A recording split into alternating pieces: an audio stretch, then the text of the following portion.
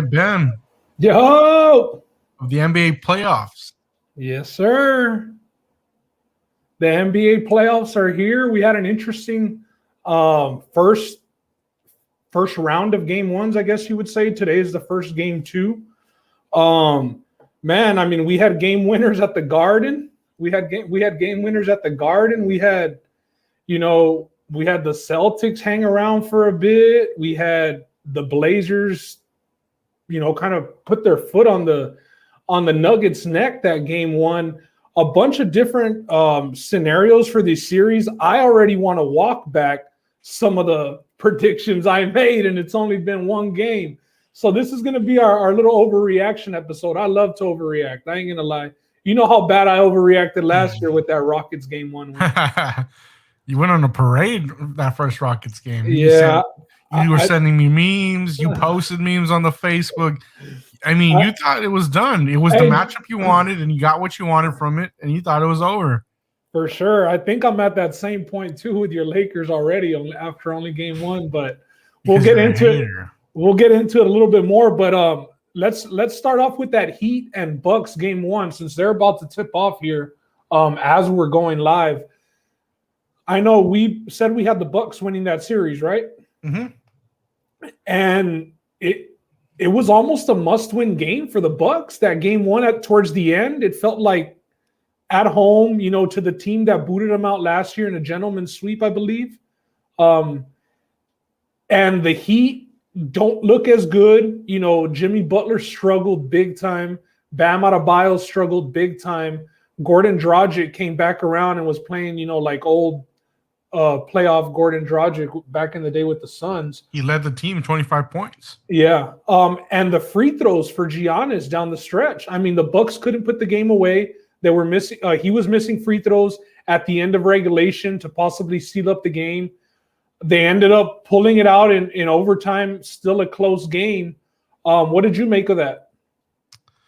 Dude, it was a good game. I knew Miami could take some games away from Milwaukee. Just seeing what Robinson was able to do, the return of Dragic all of a sudden, 25-point high. I thought Giannis would be the point leader for Milwaukee, and he wasn't. It was Chris Middleton, which is not necessarily a bad thing. Shot as well. Yeah, it's not necessarily a bad thing because it's you're getting more production from other people. But definitely like what I saw in Jimmy Buckets. The guy's a dog, and it's hard to beat him. It's going to be hard to beat him, but I think they will still. I'm not going to. I honestly think it's going to be the Bucks in 5. But I mean, Justin, Jimmy Butler went 4 of 22, bro. I know that he hit the late bucket to force OT, but 4 of 22. Big time players make big time plays. Maybe he didn't do it the whole time, but he got him there in the end. That's just horrible. The 4 of 22, man, not good at all. He did have a double for them, but I think that Bledsoe being gone and Holiday being there this year for the Bucks is going to show right away how big of a difference it is, because Eric Bledsoe was not playoff material, especially as your number 2. So Holiday looked good. Chris Middleton, a bunch of people said he couldn't be a number 2 to Giannis, that wasn't enough, that he needed to be a number 3, and he hit the biggest shot of the game, and it was a tough shot, contested, long 2. They squeaked that game away, but tonight, I got the Bucks winning again. I know the Bucks are short favorites tonight. I believe like 4.5 point favorites. They need to take care of both games at home. I felt like they were pretty in control of game one. They just didn't close it out with free throws. And what did you make of that 10-second Giannis free throw violation? Did you see that the Heat put the refs onto that, and it ended up getting called in crucial moment? Yeah, the announce team was thinking it was a lane violation, so they thought, oh, lane violation. First thing they said. Then they say, no, it's one of those 10-second violations. I'm glad they called it in a way because, it's just different for us to see. It's not something we're used to seeing. Right. But it's the playoffs. I think you got to let them play it out. But I don't know how I feel about it yet. I really don't. I haven't assessed it enough. I want to see. I mean, let's see if it speeds up his free throw process. He's already a trash-ass free throw shooter. Yeah, and if now he's going to be under the clock, I mean, he's a below 70% free throw shooter.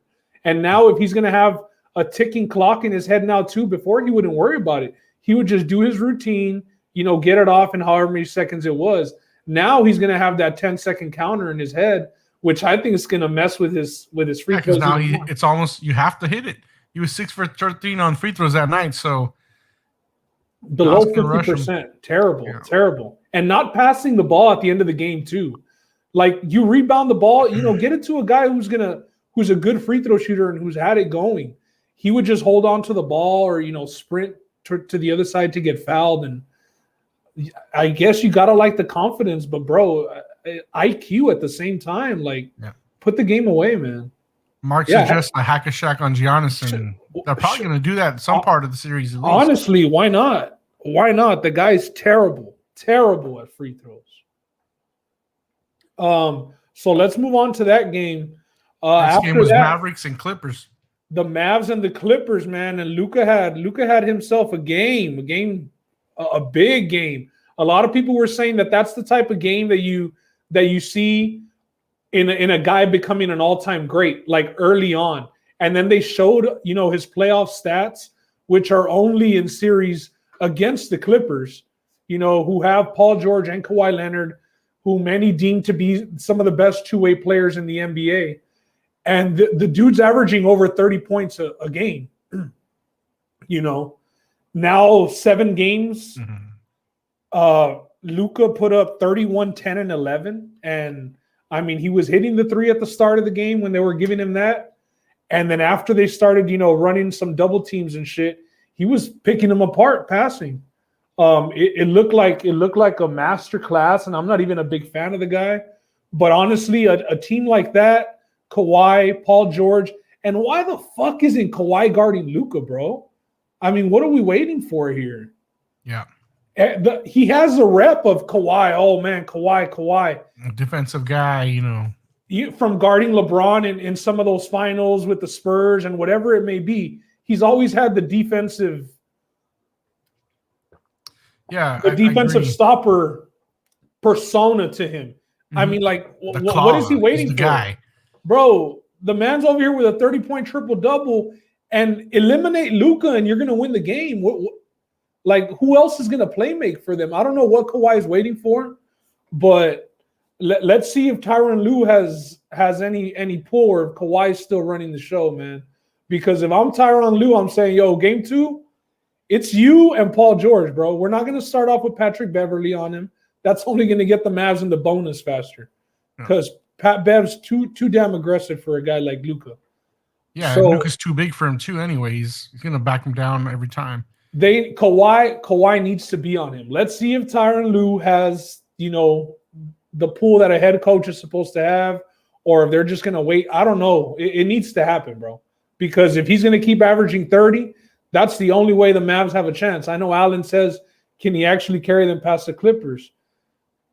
Can they play 4 games like this? They played pretty damn good. I know Porzingis didn't play well at all. He ended up with 14 points and 4 rebounds, 4 of 13 shooting. So most of his points were from the free throw line.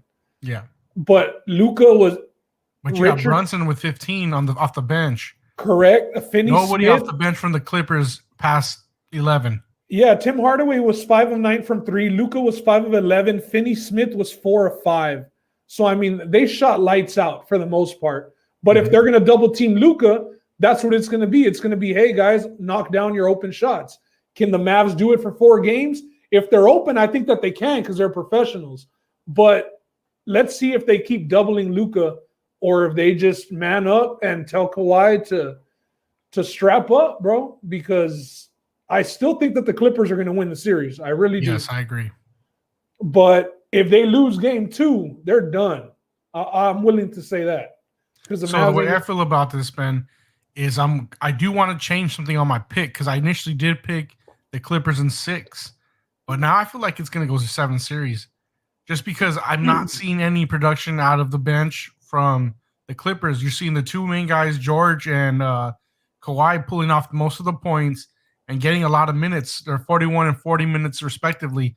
They're going to be tired down that stretch once you get to game 4, game 5, Yeah. So I still think they have enough star power between the 2 to carry it. I don't think Luka has a guy that he can really depend on Tim Hardaway's not going to be as hot all the time, and Porzingis is not going to always get those free throws, and he's not really doing anything on the offensive end besides that. So I'm going to go Clippers still in 7 now. I will change that pick. But something needs to change with their lineup, Justin, because with, like you said, it's Kawhi and it's Paul George. Kawhi had 26, Paul George had 23, Batum with 11, Rondo with 11, Beverly with 10. But the closing game lineup, Kawhi, Paul George, Morris.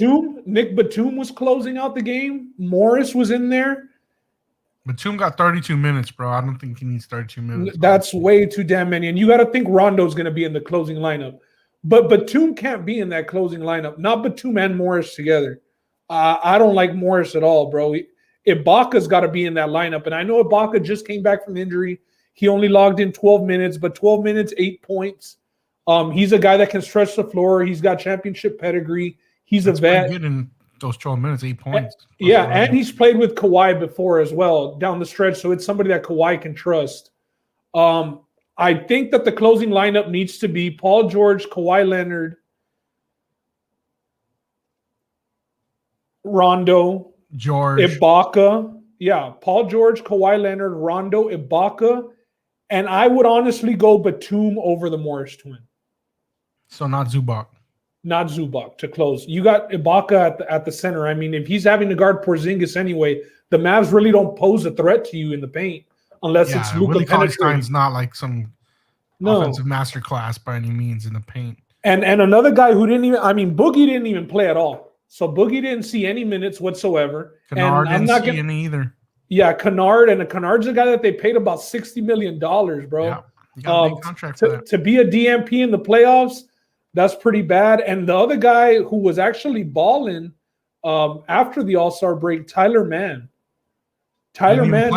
He didn't get to play at all. And I think that he's actually a pretty good offensive weapon for them, bro. Shooting guard. Yeah, so hopefully we'll see what Tyronn Lue does, but they are going to have to switch something up. This isn't the same Luka that the Clippers played last year. I will say that.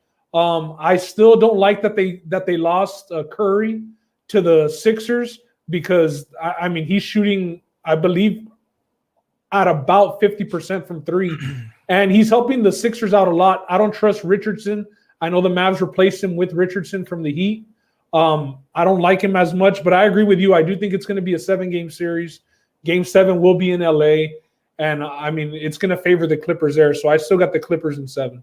We do got some comments coming in. KP's a bum, man. He needs to be playing down low and eating. I agree, and that's something I've said also, Alex. Like, they messed up trading what they did for him at the time. I mean, I know he was balling, but he was balling in the Knicks, and the Knicks sucked for the most part.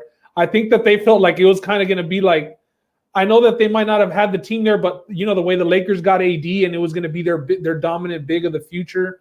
And with Porzingis, it hasn't worked out, man, for different reasons. Injury, you know, last year in the playoffs, he sat out a couple of games. He almost missed that whole series. So they might have him for this whole series, might be the difference, but I still don't think that it's going to get them over the hump. Give me the Clips in 7. Don't be afraid to leave the fan base, though. I think Josh is saying your loyalty to the Rockets. I did it with the Texans, Josh, because they're idiots, but I can deal with the proper rebuild like the Rockets are doing. Gene says, Nambe, he's got a net shirt under there. Show him the Harden shirt, bro. Show him. Roland says, Dangerous, is that a fresh cut for the playoffs? Yes, Roland. I'm not sure what the symbol is, Mark, but I think he's giving it to Ben. Might be a slap in the face. No, I think it's him slapping himself in the face for saying Curry was the MVP and he ended up missing the playoffs. I think that's where Mark is with Big Ben. Let's go to the next game, man. In a series that I don't know if we're going to be talking too much about. The Nets beat the Pacers 104-93. A pretty 21-18 the first quarter of that game. I thought it was a real surprising first quarter. I expected this to be one of the higher scoring series of the playoffs, but the Nets seemed to get it rolling in the second half. You know, that was a game changer. Second half pulled away. It was second half because at halftime they were down. They were down at half, so they end up winning by 11 points. I mean, it was just a matter of time before the guys started hitting, I felt, with the Nets. They were off, and it was Tatum against the three-headed monster that is Kyrie, Harden, and Durant, man, for the most part.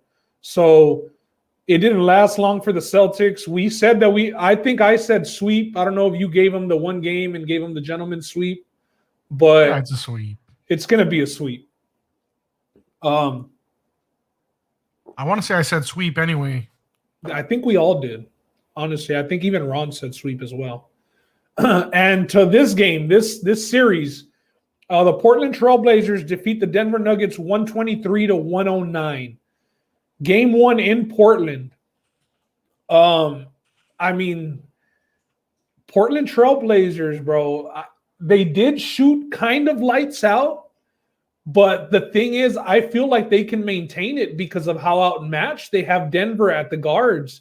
I mean, I was going for the Nuggets. I even said the Nuggets will win the series, but it's Jokic against Damian Lillard, CJ McCollum, and they're taking Jokic up to the top and screen and rolls, and he can't guard those guys up there. So it's almost wide open threes when Dame is comfortable shooting them from the parking lot. I don't think that that's going to change. I had picked the Denver Nuggets to win this series, and I want to switch. I'm going to say that the Trailblazers are going to get it done in 6 or less. I picked the Nuggets just because they were my dark horse last year, and I still felt like they could get it done. They didn't look too bad with Murray out. I just can't switch off this one game alone. I mean, for a while there, they were in the game competitively. They outscored them in the second quarter, and it was really the third quarter that was the difference. Fourth quarter was close, only 4-point difference. So I'm not just ready to give up yet on that. I'm not going to make my change on that at least. What do they do to beat them though? Man, like what you already ran the ball so much through Jokic. He gave you threes. Campazzo gave you some points, but he's going to need to give you more. They kind of just not enough from Campazzo at this point. They let Jokic do whatever he wanted and said, "All right, let's see if the other guys are going to beat us." They didn't double Jokic at all. He was going one-on-one the whole time, and Nurkic was on him. I mean, Jokic 34 and 16. 14 of 27. Nurkic really didn't stop him, but I guess he played him as tough as he could. They go back to like Euro days playing against each other. You get 25 out of Michael Porter. I don't think you always get those 25 either. You can't really rely on those. And here's the one argument I will say against that. Michael Porter was 1 for 10 from 3 and still scored that many points. I don't think that he goes 1 for 10 from 3 again this series. I don't think he shoots that bad. So I do think that it's sustainable for him to average 24, 25 points. But so Jokic and Porter combined for 70 points. And Gordon, where are you going to get the other 40 from, or the other 50 from that you're going to need to outscore the Blazers? I don't see it happening. Yeah, Paul Millsap's not doing it for sure. The bench, bro, it's not good, man. Howard. Yeah, the guy with 18 minutes, Green with 0 points. Jermichael Green. Yeah, Jermichael Green. You hope that he can give you a couple of threes, but that's about all he can do. If he's open. And without Jamal Murray, I mean, they're at a handicap without Jamal Murray and letting go of their other guards in the offseason. So yeah, I'm gonna walk back my pick on the Nuggets, and I'm gonna say Blazers in 6 or less. Yeah, Thursday I might walk this pick back because tonight's game 2, but I'm sticking with my guns for now, at least. I don't want to be caught up in that, which you were caught up on last year on game 1 after the Rockets. We'll get to that. We'll get to that series right now. But they're just outmatched, bro. The Nuggets are outmatched. In the other series, it might not have been like that. Here, the Nuggets are just outmatched, I think. Jokic is a poor man's Christian Wood. There you go, Edgar. About time you say something smart, bro. And the first game on Sunday, another series in the East that probably going to end up being a sweep, if not a gentleman's sweep. The 76ers defeat the Washington Wizards 125-118. And I don't think that there's much to say here, man. Bradley Beal went off. He put on a show. 3 points. He showed that, I guess, Ben Simmons can't really hold him too much. I don't know if Ben Simmons was on him for most of the game. But, Ben Simmons was out there saying that he was the best defender in the world, this, and that. It's not the Wizards were in the game for a while, but then you knew Philly was coming, and their crowd was pretty hyped. They're the 1 seed. Tobias Harris went off 35 points. 37 points. 37 points. Yeah. How about that Ben Simmons stat line, bro? 6 points. I believe 15 rebounds, 15 assists. 15 rebounds, 15 assists. That's like like Draymond Greenish stat line. Yeah. Just not the offensive guy you want necessarily for shooting the ball, but he's a good passer, man, and rebounds well. And you still got to put him on the floor. I mean, he still was plus 18 on the night.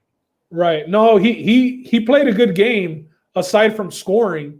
But it's pretty crazy that somebody can have an impact like that, and like everybody knows he can't shoot for shit, but he's still able, to get his 16 boards, get his 16 assists.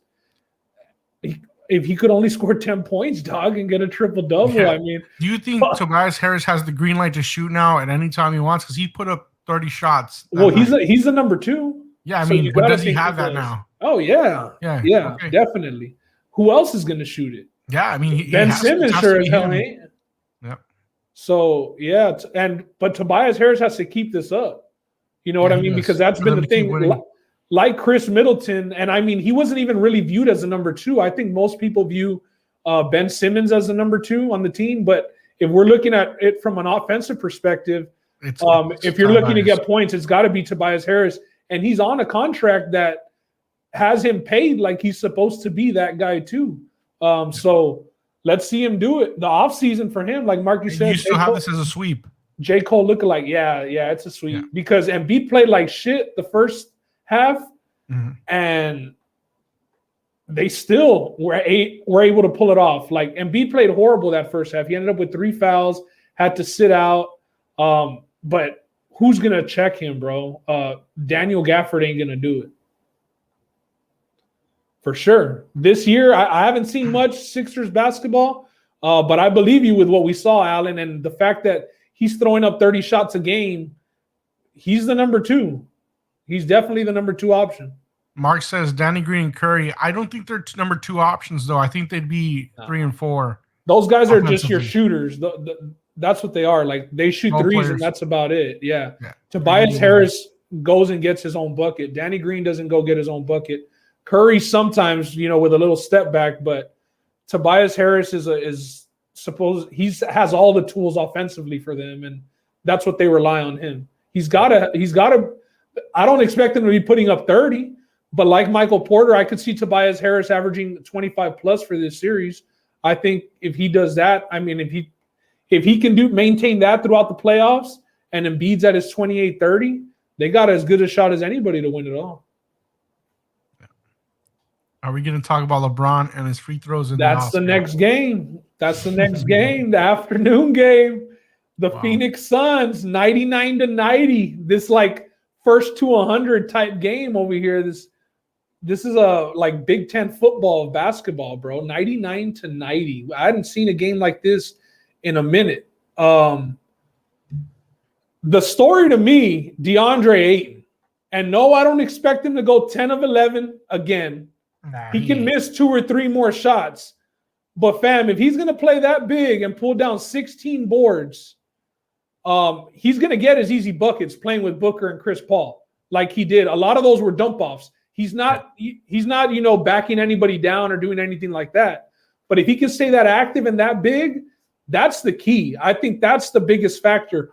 Obviously, now we got to put in Chris Paul's health a bit, but I honestly think that he's going to be good enough to play. He's fine. He played 36 minutes. He's fine. Yeah, I think he's going to be good enough to play. But the thing is, if you're going to play. Like, stop doing this back to the locker room and over here shit, because you're not with like a veteran team that can zone that out.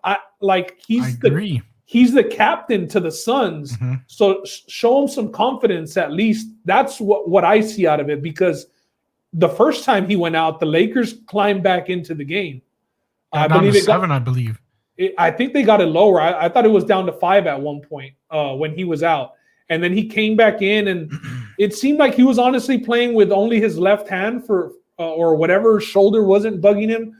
But he's pretty dramatic, bro. To be like, he's just like everybody's commenting on LeBron. Chris Paul's just as dramatic, but we have seen him go down with, weird injuries like that Rockets one where when he messed his shit up, and like the weirdest injuries hurt this guy. But what I would like to see is him show some more confidence, because he's got a young team aside from Jay Crowder. But other than that, bro, I mean, the Suns look good. I know it was a bad game from LeBron. He didn't even reach 20 points. AD didn't reach 20 points either. But, I mean, LeBron looks injured. I'll say that. I don't want to make an excuse for the guy. But he looks like he's not running on 100%. I'll say that. I'm not going to say he's 70%, but he doesn't look all there. Or I don't know if he just didn't want to play game one. I don't know if he was hungover from the night before that tequila party with Drake.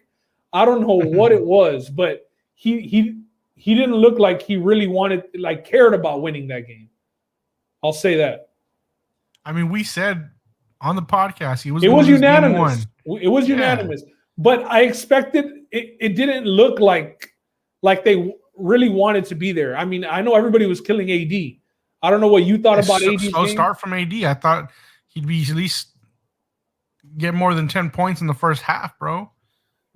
I think the biggest thing though was that game that they played a week or two ago, bro. I think that kind of like the way that the Lakers blew them out, without LeBron, I think it got very high expectations. But I mean, I think AD had 30, 38 or 40 some. I don't know what he had in that game, but it was ridiculous.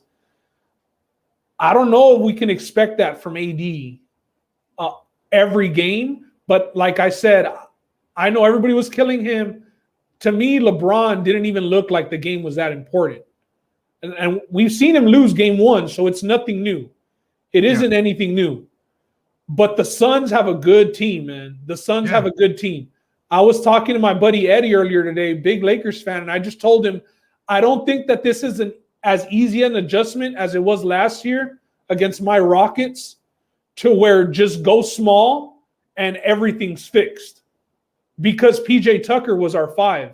DeAndre Ayton's a number 1 pick, man. Like, he's highly touted. I know that I'm not expecting 20 and 16 from him all series. I am expecting a double-double all series from him. But if Chris Paul and these guys can get that dude to play as big as he did, bro, and, I don't know exactly how much time he spent on AD one-on-one scenarios, but AD was settling a lot for outside jumpers. Yeah. We had a big lineup out there, bro, and we're playing small. That's what it comes down to. So you're playing small with a big lineup. Because the starting lineup with Drummond, I don't think it's going to work. His numbers were decent, but his plus-minus wasn't good at the end of the day. Drummond wasn't doing much. Like, he was missing some bunnies as well. He only did miss 2 shots, but it was mostly like rebounds and putbacks for him. It wasn't anything, special. Yeah. Dump offs, whatever it may be, but it felt like it's too clogged. I'm not going to worry about this. This is what we predicted. Fine. I think the Lakers what's the lineup change? What's the lineup change? Vogel's not going to change his lineup. This is their preferred lineup, going with a big lineup. It's been that way since we acquired Drummond and we got LeBron back. He's not changing that. But you changed it last year against the Rockets after 1 game. Yeah, he did. But we're going to start with that lineup at least. I don't know what we're going to go into to finish the games. I don't know. I really don't. Because the Suns don't even have a backup center. They have Saric that plays the center, and he's like a power forward playing 5. Yeah. Another question that I'll ask you is, what's the closing lineup for the Lakers? I feel like they don't know it yet. Yeah, that's the thing, is we don't know because we haven't seen the team full. But that's a problem playing the number 2 seed. Yeah, you wanted to have that chemistry before this, but I think we're still fine, man. I really do. This is what we predicted. I'm not going to stray away just because with the game one that we predicted to go didn't go our way. This is what we predicted, but can we agree that it's a different scenario than last year's series against the Rockets? Yeah, it is. I mean, this is a way better team than the Rockets. Okay, and I'll agree with that too. They're built way better. And shout out to James Jones, bro, the GM of that team. I mean, putting shooters around him, and those guys didn't even shoot that good. Bridges and Jay Crowder 0 for 7 from 3. I mean, I don't expect him to go 0 for 7 from 3 again. That's somebody who they're going to rely on. Cam Johnson was all right. Payne got ejected. He wasn't too good when he did play. He had 5 points when he But you only got 7 points from Chris Paul on 8 shot attempts. So, Chris Paul was not he hit one shot over Kuzma. It wasn't even in that crucial of a moment. The game was, I believe it was like an 8-point game when he did hit that shot on Kuzma. But Booker is going to get 25 to 30 every night because I don't think that the Lakers can have one guy that can guard him. Expectations are always going to be high with LeBron and AD, but AD didn't step up. He didn't seem confident from my point of view. Nah, he was settling for shots. He refuses to go into the blocks and just bang low. He just doesn't want to. He'd rather play that forward position, even though he eats at the 5. I'll never understand why in playoffs he just doesn't make the switch. It baffles me. Is it because of? Well, I don't know. He always wants to settle for that little jumper from the top of the key. That little area corner.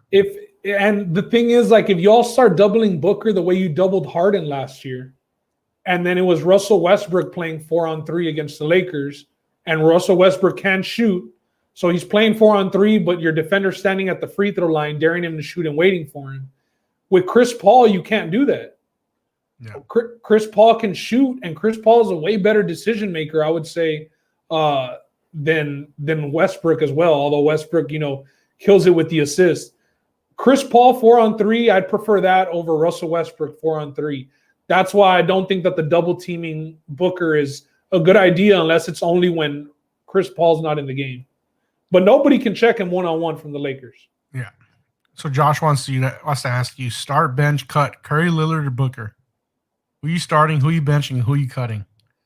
I'm starting Lillard, I'm cutting Booker, and I'm benching Curry.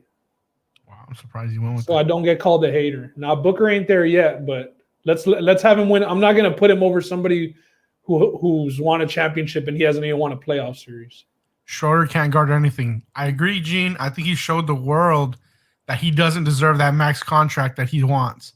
He might have fucked up not taking that extension. He should have just taken that extension because now it's looking pretty rough. I don't know who's going to sign him to a max at this point. And looking back at it too, like he's out there guarding Chris Paul, but Chris Paul's his ex-teammate. Like Chris Paul knows, man. Like Chris Paul was his OG last year in OKC. Like he's gonna cook him. He's gonna cook him.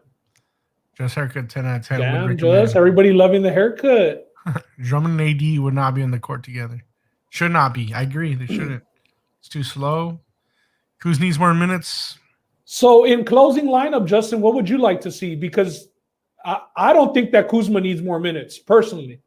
I think that Kuzma played 19 minutes, shot the ball 2 times, had 0 points. If he's only going to shoot the ball 2 times, what is Kuzma on the court for? Because he's not a defensive guy. So if he's not scoring, what's the use of Kuzma? You move Davis to the 5, take out Drummond, and I think you would add Caruso to be one-on-one on CP3. I don't know if you saw a stat that was out there, but Caruso is like super successful in guarding CP3. Well, he needs to be successful in guarding Devin Booker because that's the problem at hand right now. KCP's got to do a better job on that. I don't think he can one-on-one. I think Booker will cook him, but that's the way that's what our roster can do. At least you're not going to put in a McLemore to guard him. Obviously, he's too slow. So, but the closing lineup: LeBron, AD, obviously, KCP, Caruso. I don't know who's the last. I guess guy? Kuzma, just because he's the stretch, the size, 6'10". Ay. Shaky. Lakers can't play the Suns the same way as the Rockets last year due to CP3's high IQ. Yeah, exactly. CP3 will expose weaknesses. Absolutely. That's why they can't double team Booker like they were triple teaming Harden, bro. Because there ain't no PJ Tucker and Russell Westbrook to fuck it up shooting. There's levels. There is levels, and they don't call CP3 point guard for nothing. So listen, I think it's over. That's funny. Yeah, exactly. Everybody's shouting out Just haircut, and Just hasn't shouted out the barber yet. Killing the. All right, let me shout out my barber George. He's probably watching this too. He might be. If not, he'll watch it later. All right, shout out George. Yeah. Anyways, Just, I think the Suns are going to win now. I know that I said, I know that I had said tomorrow that, on that one. I don't think that I had the Lakers winning the series, even though we had them losing game 1. But I didn't like how it looked, man. I didn't like how it looked.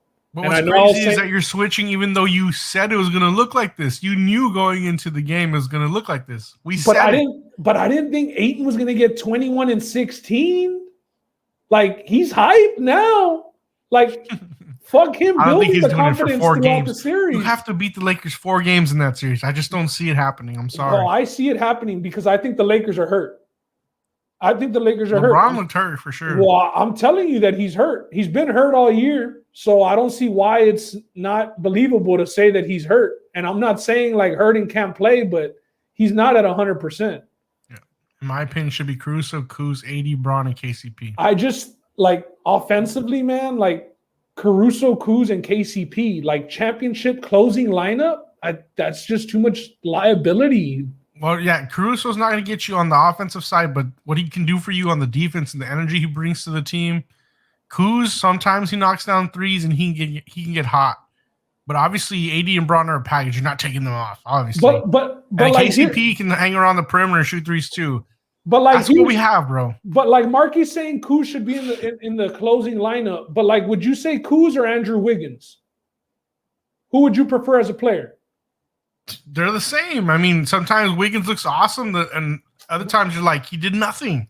Kuzma averages like 12 points a game, bro. Like if we're calling Wiggins trash and Kuzma, I didn't say Wiggins trash. No, Marky does, but Marky I was like, wait a minute, you swears that Wiggins is trash. But if Kuzma's below Wiggins and he's in the closing lineup for the Lakers, that's not it. I think it needs to be Wesley Matthews. That's what I think. Wesley didn't even play, bro. He played a bit. He didn't play too well. I don't even remember seeing him. Are you sure he played? Yeah, I'm pretty sure that he played. I'm pretty sure he. Wesley Matthews, 11 minutes he played. Yeah, he did 11 minutes. Come on, I was thinking Ben McLemore. I know your team better than you. Are we doing this? I was thinking Ben McLemore, brother. And Taylor Horton Tucker needs to play 0 minutes also, because this ain't the park, fam. This is the playoffs. They lost AD and LeBron didn't play well. Calm down. Stat of topic: teams winning the series after losing game 1, 24%. Teams led by LeBron winning a series after game 1, 60%. That's what we talked about last podcast. Got the LeBron stats on deck. I know Allen's got a folder in his phone just for LeBron flexes. Different positions. Yeah, they are different positions between Kuzma and Wiggins. Although they do play small forward for sometimes both. Offensively, they're both. If Wiggins is trash, then Kuzma's trash too, Marky. That's what I'm saying. And you want him in the closing lineup for the Lakers. That's not it. If CP3 shoulder is long-term thing, they won't win the series. He couldn't even dribble with his other hand. He did play. Matthews won't keep up defensively. No, he won't. But neither does Kuzma's not known for defense, man. Like Kuzma's not known for defense. You can't have Kuzma in the closing lineup, bro. But he hits those perimeter threes. You got to have that, and then he can kind of get a bucket himself on his own. He shot the ball 2 times. Like the guy has no confidence. You all kill him on Twitter after every game as well. Y'all don't help the man either. I don't participate in that. Okay, you know what I'm talking about. Your fan sometimes base. I do though, but sometimes I do. But for the most part, I don't. Yeah, Miami's done. I might hit the like button on those tweets, but I'm not retweeting them. You know what I'm saying? Yeah, like there's Kuzma. Y'all should be. That's why I'm saying like Ayton, a rookie. It's his first ever playoff game, and he comes out and gets 21 and 16 against the Lakers, bro. Like his confidence for this series is at an all-time high instead of having to build it throughout games. I think that it's a really good start for them. I think it's a really good start. And Wesley Matthews needs to be there over Kuzma. Yes. I don't know if he's a better shooter, though. Kuzma's a chucker, bro. Yeah, like who's play more and y'all are done for sure. For sure. Let's move over to my favorite series. There you got me. I got a burner. Hey, my favorite series of the playoffs, bro. The Atlanta Hawks and the New York Knicks. What a series, bro. I was really hyped. Well, what a game 1. It hasn't been. It's not a series yet, but no, you're right. My bad. We were hyped about it prior. We've been, I know Roland is a big fan of the Hawks, big Trae Young believer. Marky this year as well, big Trae Young believer. And we've seen all the hype with the Knicks. And man, the Garden was banging last night. The game comes down to the wire. I think that the Knicks blew it down the stretch. Julius Randle was horrible in his first ever playoff game. 6 for 23, brother. he was horrible, and that's because he made his first 2 shots. But he was horrible down the stretch. Turnovers. I mean, he had Spike Lee giving him pep talk before the game, getting him hype. And He's the curse, bro. Spike Lee. A lot of people are saying that today, that Spike Lee is the curse. He should sacrifice himself if he's really down for the Knicks. Yeah. But the other guys picked it up. D Rose balled out. Alex Burks. Rare rebirth right there with D Rose. Yeah, D Rose. I mean, and it would take somebody like Tom Thibodeau and him being in the right situation, with a good mindset and a coach that does believe in him, confidence-wise, even though he was a former star. RJ Barrett, man, shout out to RJ Barrett, because I'm not a big believer in RJ Barrett, but he played really big yesterday, and he had that nasty poster dunk as well. But Trae Young, man, Trae Young. I don't know if you saw, I retweeted today Lou Williams at the post-game presser after. He said in the final timeout, he told Trae Young, yo, this is what you've been dreaming about. He said that Trae Young was super excited about his first ever playoff run, his first ever go at it. He told him, yo, you've been dreaming about this. You're the guy on this team. Don't pass, shoot. And Trae Young didn't pass. The Knicks brought in Frank Nikolai or whatever his name is. Cold as hell. Boy had played 1 minute before halftime. They brought him in on the final possession to try and stay in front of Trae Young, bro. I mean, the dude got left in the dust. He was cold as hell. And Trae Young with that floater, I don't think that there was any doubt about that floater going in when he shot it. He had it going for the most part in that second half. But listen, I think that series is still going to go 7 games. I think that the Knicks, the Hawks shot lights out from 3. I will say that. Bogdanovich, lights out. Collins was hitting. Who the hell was it that had a rowdy 3 late? Hunter, who's been injured for the most part of the season. He was only 1 for 4 to the 3, but that was a big 3 to hit. And wasn't it like, I don't know if it was Huerta or Bogdanovich, the one on the baseline that got tipped and he just caught it, put it up and tied it at 103, I believe. I mean, they were hitting ridiculous threes. They deserved it. I think it was the game of the weekend. Yeah, it was, absolutely. But I still got the Knicks, bro, because Julius Randle can't play this bad. I just like we expect. I expect a huge game from Anthony Davis this game too, because of all the shit that he's catching. Julius Randle, even more, man. I expect Julius Randle to go off the next game. The Knicks will win. They'll go 1-1, and they'll head over to Atlanta, and we'll see what happens. Hopefully they can split and get home court back. But I do have the Knicks tying the series in game 2. I'm not backing up. I don't expect Alex Burks to have 27 points again. No, I don't. But I expect Julius Randle to step it up and RJ Barrett to keep playing, as good as he has been. D Rose, like I said, looks comfortable. He looks like he can get past Trae Young, who is guarding him. Now, he can't guard Trae Young worth a damn either, but the Knicks need Kwame Brown to close. Hey, they need Kwame maybe to just clothesline Trae Young one time and then sit his ass right back down. But yeah, Taj Gibson, like Leo said. Leo said Taj Gibson should have doubled, but Taj Gibson, also shout out to him. He's another one of Thibodeau's guys and a guy that they got with D Rose. He played a huge game. He had a shitload of rebounds as well. I expect the Knicks to keep playing big because the Hawks are bigger. The Hawks are the more athletic team. But the Knicks defense is going to get it done, man. The Knicks in 7. Great point, Alan. Knicks don't have playoff experience, so this was a huge learning experience. But neither do the Hawks, Alan. Neither do the Hawks. This is Trae Young's first go at it. Clint Capella has experience in the starting lineup, but that's about it. Huertas doesn't have any. Bogdanovich doesn't have any. John Collins doesn't have any.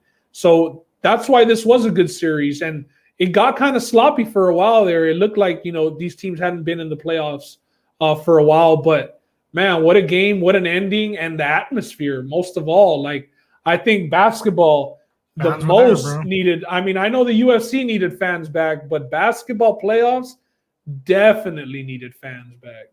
Definitely. But did basketball win the atmosphere award for the weekend in sports? or was it the PGA Championship? That was pretty crazy too. I still think it was basketball because it was just more games. When Phil's putting that last putt, they're going crazy. You see how many people were on that? It was more the walk up than the putt. Yeah, that was Yeah. definitely awesome, bro. But the garden was crazy. Yeah, Madison Square Garden special. Yeah, I haven't had my eye on the game for much, but I see 40-something to 20-something. 46-21, start of the second is what I'm seeing right now. Damn, 46 in the first? Jeez, Louise. MSG was rocking. That was a playoff atmosphere, absolutely. For damn sure. I mean, those Fans people were are happy just to crazy be there, loud. Alan. They've been catching a lot of flack, getting called losers just for being happy to be in the playoffs, but they haven't been there for a while. And let's be real, man, it's better when they are in there.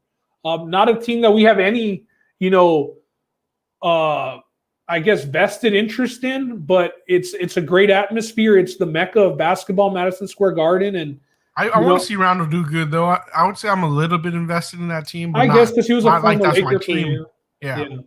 I'm not a big fan of the Hawks at all. I'm not a big fan of Trae Young, to be honest. But I will say he has switched up his game a lot from the way that he was playing, just chucking, trying to be Steph.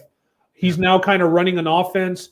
I don't know how many assists did he have yesterday. Do you have the numbers up there? I can pull up the numbers if you need me to. He was out there dishing passes, looking really good, man. Not just scoring the ball. Trae Young. And then with that floater, they're gonna have to come up on that floater. The lob's gonna be there to Capella and Collins, or the corner threes are gonna be wide open. So the Knicks are gonna have to do something.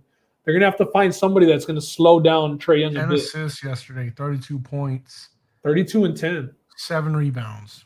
Yeah, Did it So- all, man. he did do it all, man. He was balling.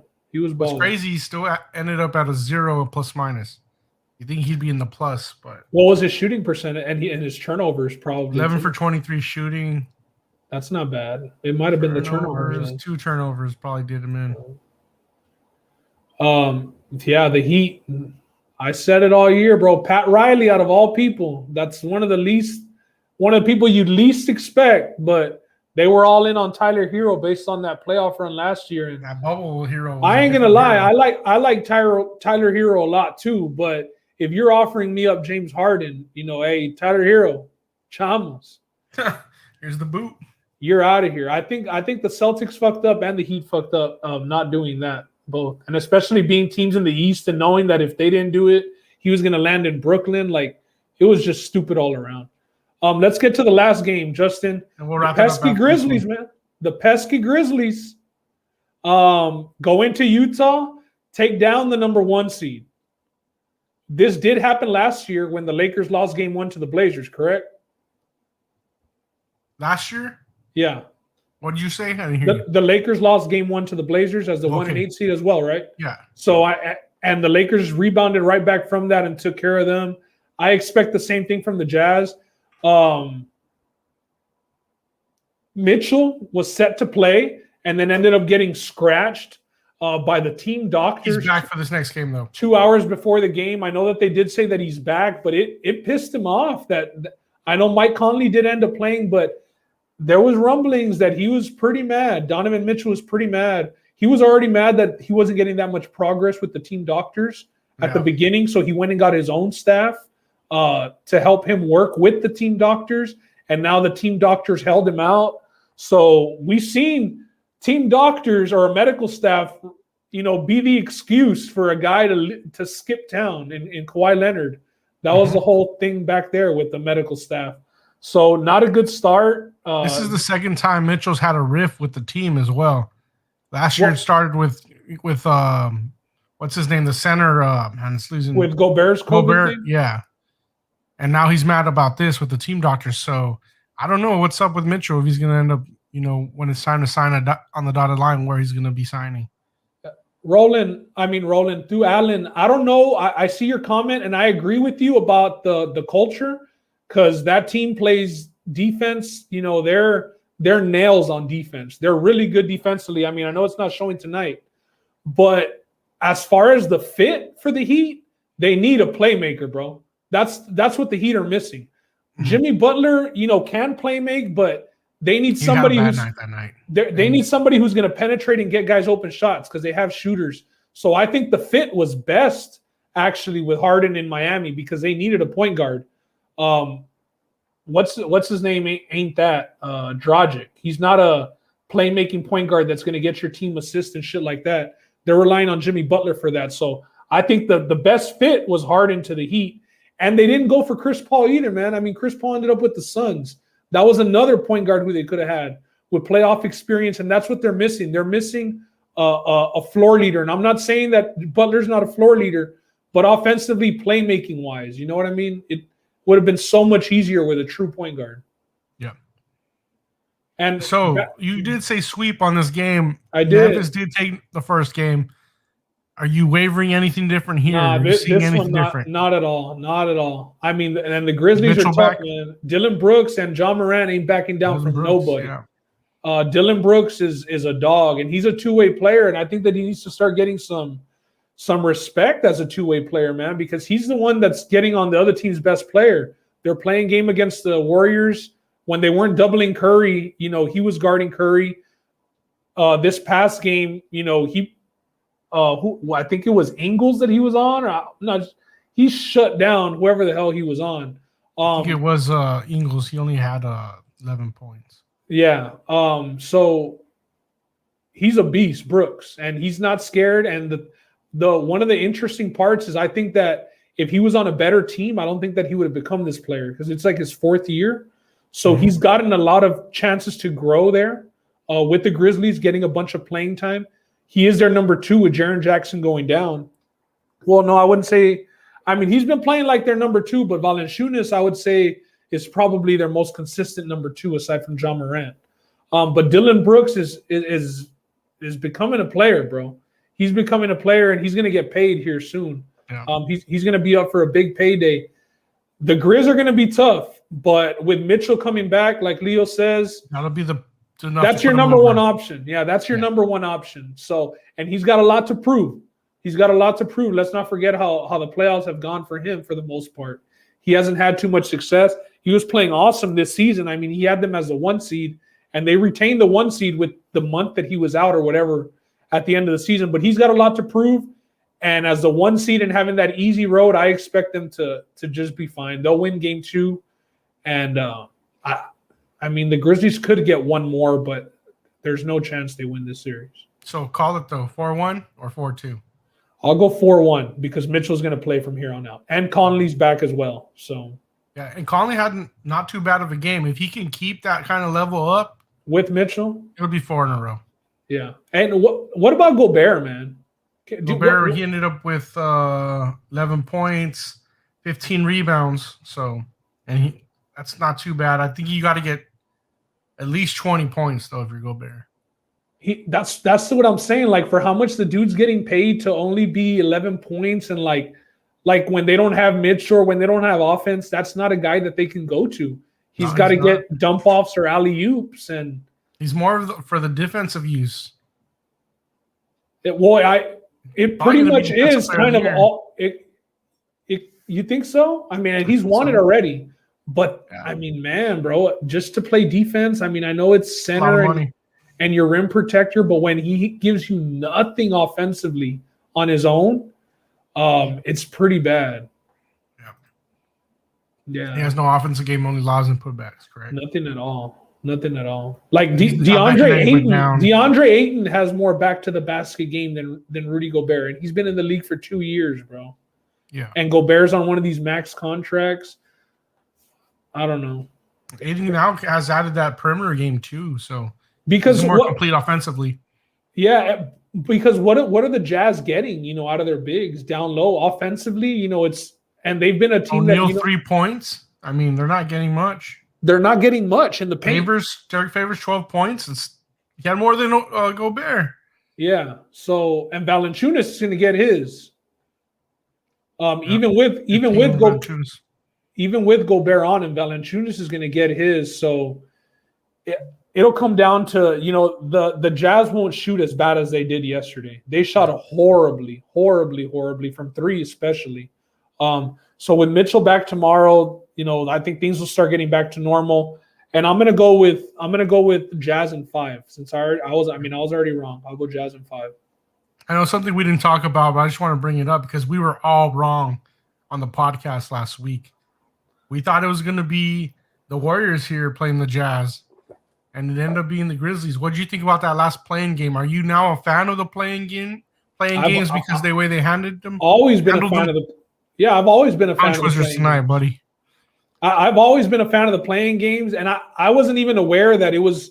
I thought it was going to be the same playing style as last year, where only the 9 and the 8 played each other. Yeah. I can understand why the 7 seed might not like that, especially, depending on what the gap is between 7 and 8. If they just play one game to decide the 7th and 8th seed, I could see the problem with that. But as somebody who has, it doesn't hurt me at all. It only gives me more basketball to watch. I'm a big fan of it. I'm a real big fan of it. So the Grizzlies are somebody who we saw them in the play-in last year. And I believe that they were the 8 seed, and the Blazers might have beaten them twice to get in and stolen their spot. Or I don't know. Yeah, that was the way it ended last year. Yeah. So, and look at what they did this year. They came back, won 2 games against 2 different teams, got themselves the 8 seed and said, yo, that ain't enough. They went and stole game 1 in Utah too. So I'm a fan of the play-in, and you're right. We all got caught by surprise, man. Yeah, we the did. Grizzlies, and they were in command just about all that game, right? They were ahead. Early. They were ahead at 13 points at half, I believe. Put them back and went into overtime, and then he just didn't show up in overtime. Yeah. So, and I know that a lot of people were saying Draymond should have hit that. But listen, with the game on the line, Draymond Green shooting the last shot is just like Rudy Gobert shooting the last shot. And you don't want that. He doesn't have offensive game. I understand it. But it's Draymond Green, man. Like, can't be surprised that he misses a game-winning shot. It's Draymond Green. The fuck?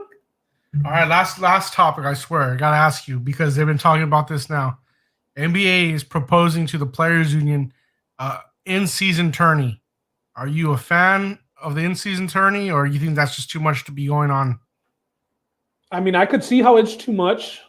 Like, in a fan's perspective, bro, I'm always gonna want more. It's like that AT&T commercial. We want more.